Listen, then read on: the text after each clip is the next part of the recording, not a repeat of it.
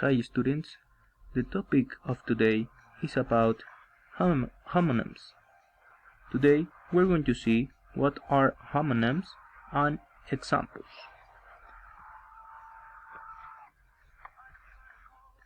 The first part, what are homonyms? Homonyms are two words that are spelled the same and sound the same, but have different meanings. The word homonym comes from the prefix homo, which means the same, and the suffix name, which means name. We're going to check some examples about common homonyms. The first part, we have the word ruler. In the first meaning, we have I have a 12-inch ruler. The another meaning, King Priam was a firm but used ruler.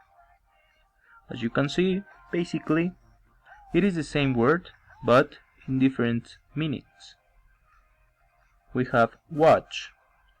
I like watching TV every night. Also, we have I glance at my watch. Another example, rose. She has a rose garden. Sales rose by 20% over the Christmas period. As you can see, it's the same word but in different situations or meanings. Also, we have another example, for example, sign.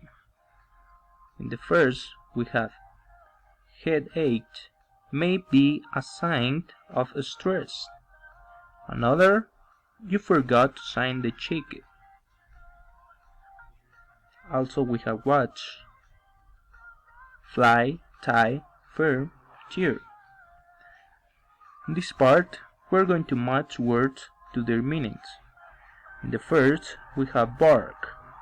Bark, it is a part of a tree.